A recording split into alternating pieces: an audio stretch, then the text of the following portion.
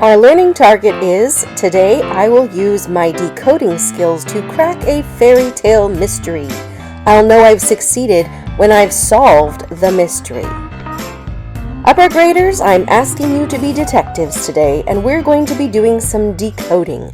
You'll notice I have a pair of scissors and a pen. You'll need that too.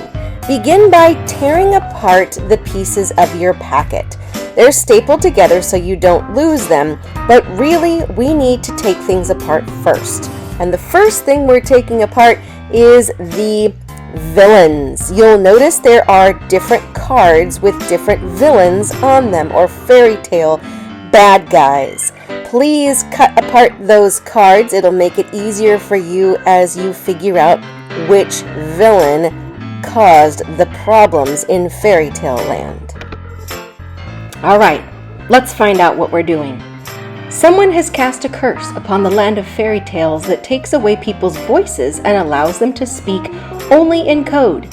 No one can understand each other, and the kingdom is falling into chaos. You are a master code cracker and have been called to the castle by the king and queen. Their royal sorcerer is trying to break the curse, but they need your help. They have created a potion that can cure the curse, but it requires a lock of hair from the person who cast it.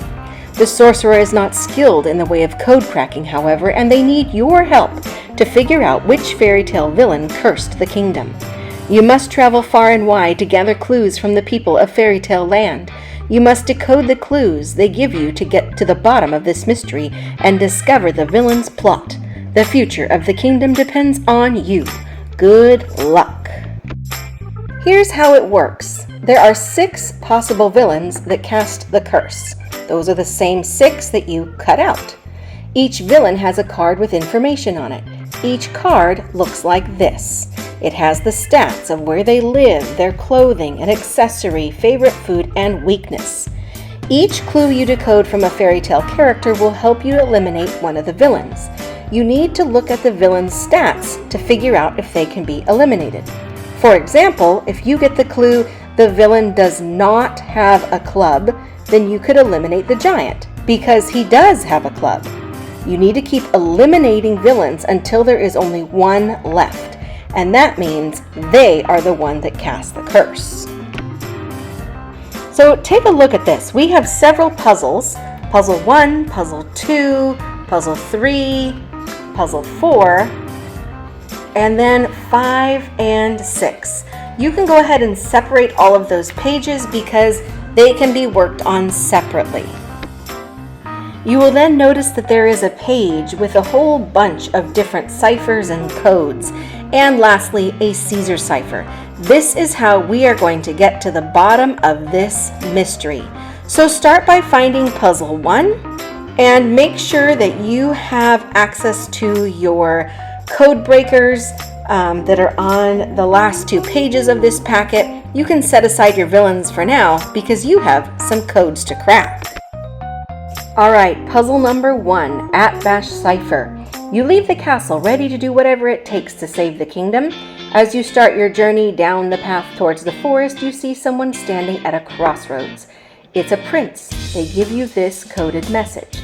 You can see that it's written in code, and you can see that you need to use the Atbash Cipher. We're going to read the Atbash Cipher and how to solve it. The Atbash Cipher works by flipping around the alphabet, so A equals Z and B equals Y and so on. To decode, find the coded letter in the white row and replace it with the letter above it. Now, yours is printed on black and white, so it doesn't work the same way. Instead, try to recognize that you will be looking to find the capital letter and then realize that whatever is above it is the letter that you need for your code. So just like the example below, if I find capital letter D, that equals W, capital letter L equals O, capital letter I equals R, capital O equals L, and capital W equals D. This will help you to make sure that you're decoding it correctly. I put arrows on the different rows just so that I can have my eyes not have to search so hard. So let's get ready to code the actual message. In the message, it starts with capital G. I'm going to find capital G on the Atbash Cipher, and I notice that capital G equals T. Capital S equals H. Then I'm going to find capital V, which equals E. And write that down. I've just figured out the first word of this code. Keep working to solve the rest of this puzzle, and once you have the answer, you will be able to eliminate one of the villains. Pause the video here if you would like time to finish this puzzle before moving on to the second. So puzzle number 2 is the Pigpen Cipher, and since we did that a couple of weeks ago, I'm not going to go over that. I bet you'll remember it. But take a look at puzzle number 3. It is Morse code.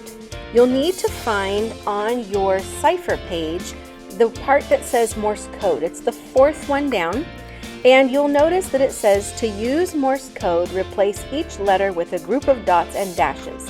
Separate each letter with a slash symbol. So if I'm looking at the Morse code problem or puzzle, I can find the matching shapes, and then I'll know exactly what letter it's trying to tell me. So we've got the dash.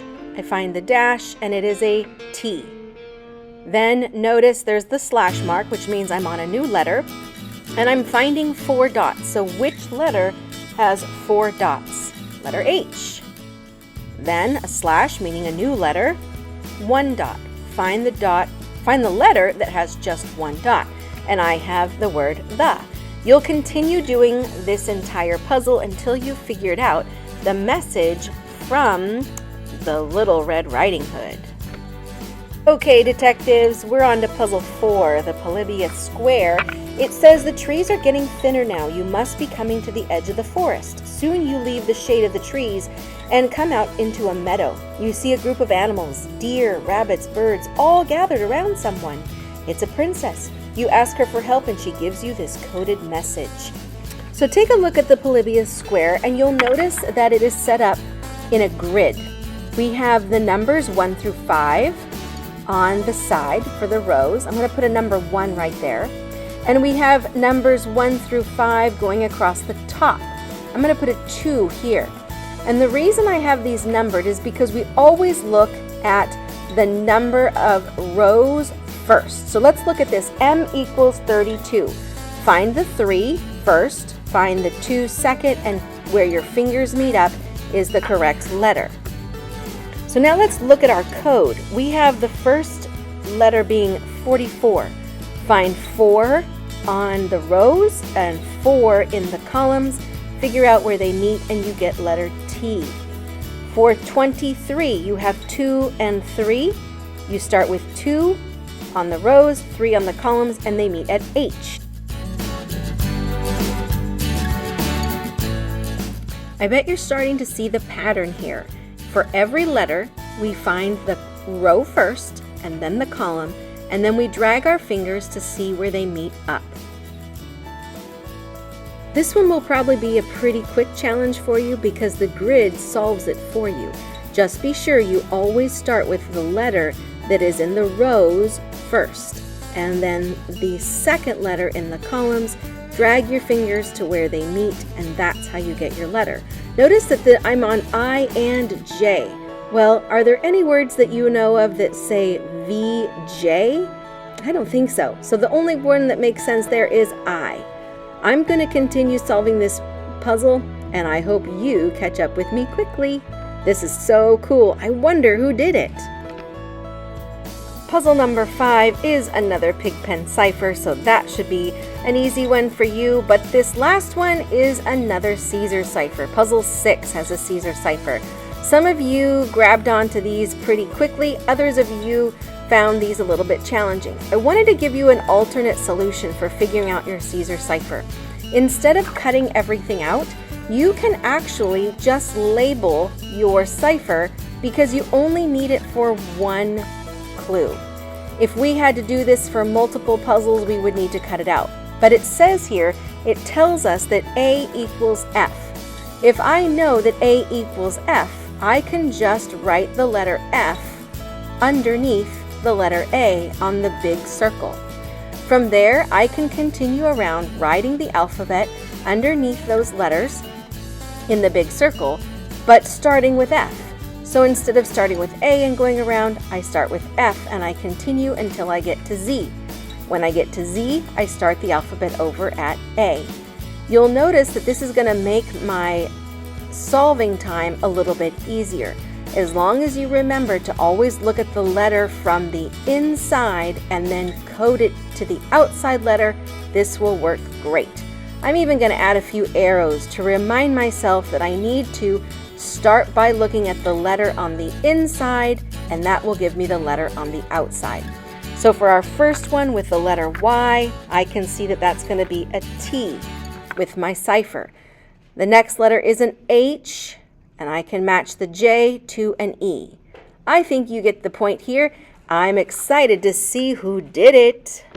Now that you've solved all the puzzles, detectives, we have to figure out who did it. Remember, all of those codes gave you clues to tell you which villain did or did not cause the curse. You'll notice you'll be able to eliminate villains by looking at the codes that each fairy tale gave you. Your job is to answer in Google Classroom and tell me which villain cursed the kingdom.